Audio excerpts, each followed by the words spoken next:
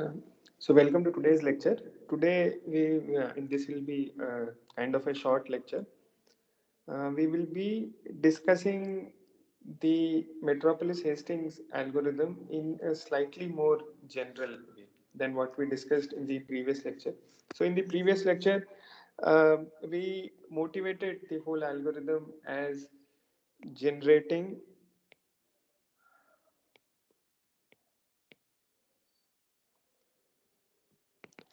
generating the transition matrix P given the stationary probability distribution of pi.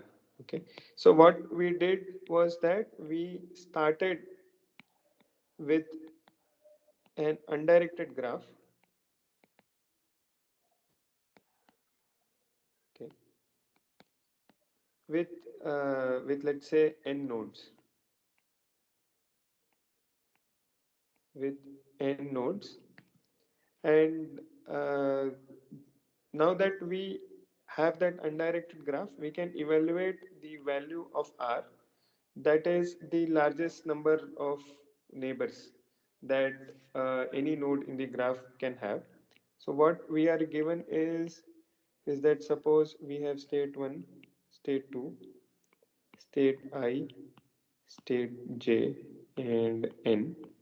So what we are given is the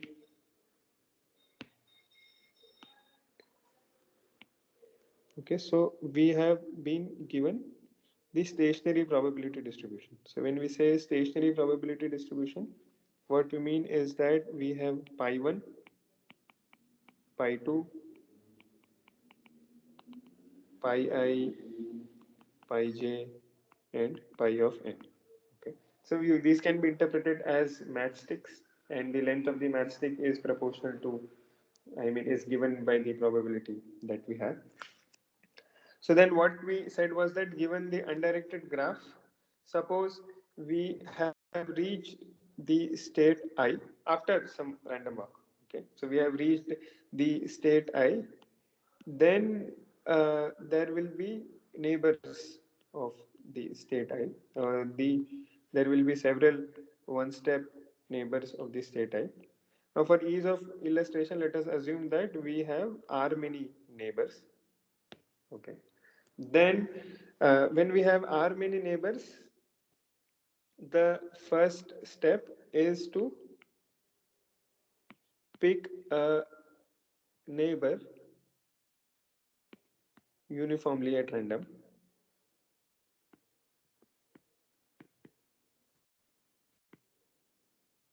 Okay. So we will pick a neighbor uniformly at random. Then in the second step, once we have picked that neighbor uniformly at random, if the probability of being and let's say we picked j. Okay. Now, if the probability of being in J is greater than the probability of being in I, and these pi i's are given to us, then jump to J. Okay. Now, if it turns out that the probability of being in I is greater, okay, the probability of being in I is greater, then we jump with probability pi j divided by pi of I. Okay, so there were two steps in this process. If we have to generalize this and use some standard terms, so the first step is the proposal. So we basically propose the next state, and then the second step is the accept reject step. Okay, so we have some method of deciding whether to accept the proposal or to reject the proposal. And in what we discussed that day, we used what can be called as the uniform proposal distribution, but though it is not exactly what it is, but the overall funda is that we have a proposal. We make in the first step we make a proposal of the next step, and in the second step we either accept the proposal or reject the proposal. If we accept the proposal, then we jump to the next step. If we reject the proposal, then we stay at the same state. Okay, so this can the whole method that we have here, it can actually be generalized to generate sample from any given distribution. Okay, so we had an undirected graph here, but for a moment, let us just forget that we have an undirected graph.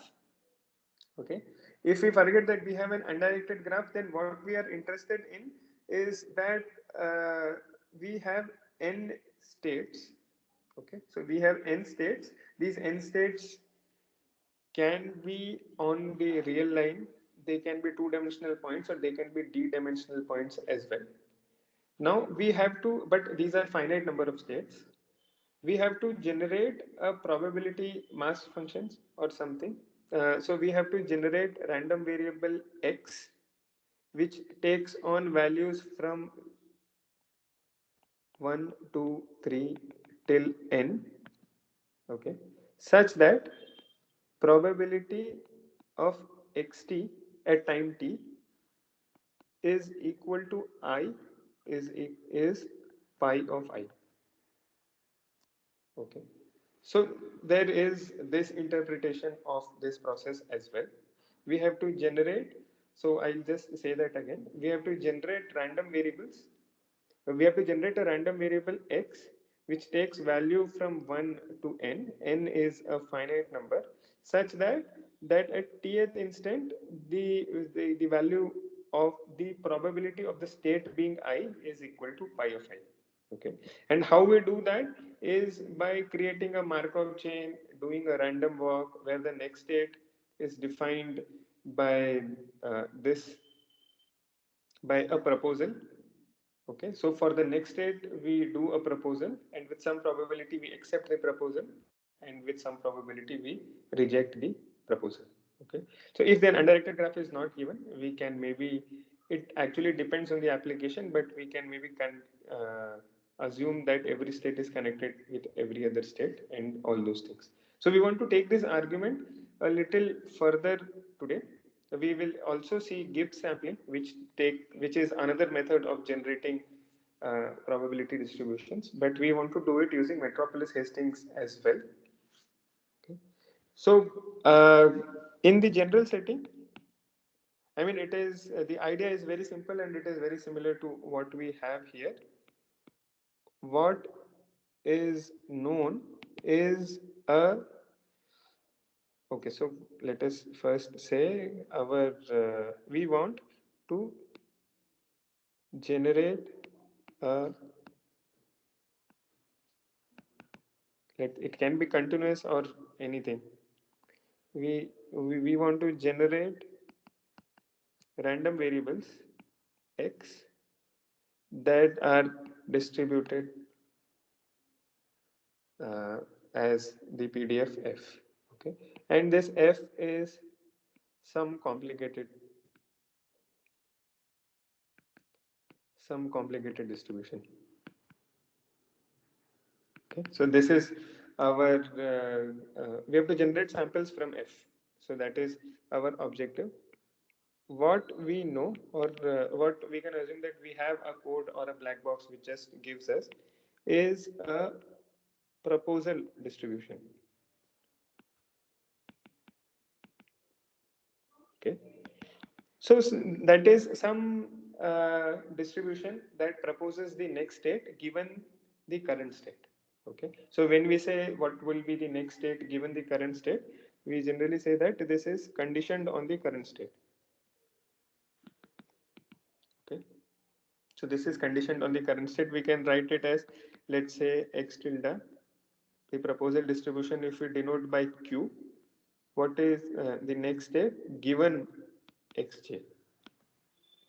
Okay, so if the current state is xj, then this will be the proposal distribution. One of the examples which we can take for the proposal distribution is normal let's say, multivariate normal with mean 0 and identity covariance centered at xj. Okay. So if we assume that this is our proposal distribution, just for the sake of example, suppose that this is our proposal distribution which will propose the next state to us. Then how we do it? Will just do it for the 2D case because it is easy to visualize. Suppose we have the 2D plane here. Since it's all about implementation, we'll just assume that we have gridded this 2D space because nothing actually is continuous when we implement it. Okay, and these are our nodes.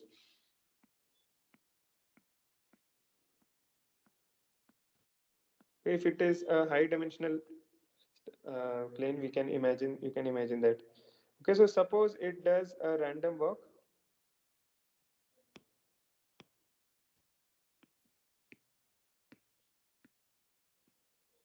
Okay, suppose it did a random walk and it is now at this state where we have this state is x of j.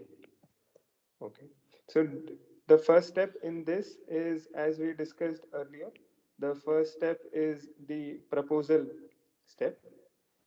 So for the proposal step, we will pick a state q x hat given x of j. Okay, so when we say q x hat given x of j, what we are actually doing is that we have placed the two-dimensional normal with its peak at x of j. So imagine mountains all around. So we have, like, if this is then imagine that we have these mountains built. Okay, my drawing is not that good. So based on these mountains, we will place stick at all those points, and we will select a point using the normal distribution. Okay, which is our q is normal. Okay, but which it is centered at x of j because it is conditioned by x of j. And suppose we select this value. Okay, this is our x hat. So first step was proposal. Second step is accept reject. So we will do exactly what we did earlier. Earlier we compared pi j and pi I. Here we will compare x hat because we want to generate from x. So what we say is that if f of x hat is greater than or equal to f of xj, then x of j plus 1 is equal to x hat. So this is saying that we will jump. Now else x of j plus 1 is equal to x hat with probability f x hat divided by f of xj. Okay, so this is all there to it. We first make a proposal of the next state based on the given proposal distribution. Then the second step is the accept reject step, which we do exactly as the we compare. So what we want do this is the desired probability distribution. We check if in the desired probability distribution do we want to spend more time at x hat or do we want to spend more time in xj. If we want to spend more time in x hat, then let us go to x hat. Okay, so that is all this is. If in the desired distribution we do not want to spend more time in x hat, then uh, move to x hat with this probability. Okay, so the idea is exactly the same that we discussed earlier. There is a slight modification for the general case because the proposal distribution that we considered normal is symmetric. Okay, normal we know that it is a very good distribution, so it is symmetric. That is why we had the simple calculation for so when we say it is symmetric, what do we mean? Q of x hat given x of j is equal to Q of x of j given x hat. Okay. So we did not just take normal. We took a normal that is centered at xj. So the given condition. So what we are saying is that suppose if this is x hat and this is xj. Okay. Then what we will obtain is that something like this. So these two values are equal. Okay, so here I hope you understand. Okay, so this is the same normal shifted because we defined the proposal distribution will be centered at the conditional value. So this curve is Q of xj given x hat because it is centered at x hat, and this curve is Q of x hat given xj. Not exactly this curve. Let us say these 2 points, the probability of these 2 points. So because it is symmetric, then the probability of these 2 points are same. So for a general case,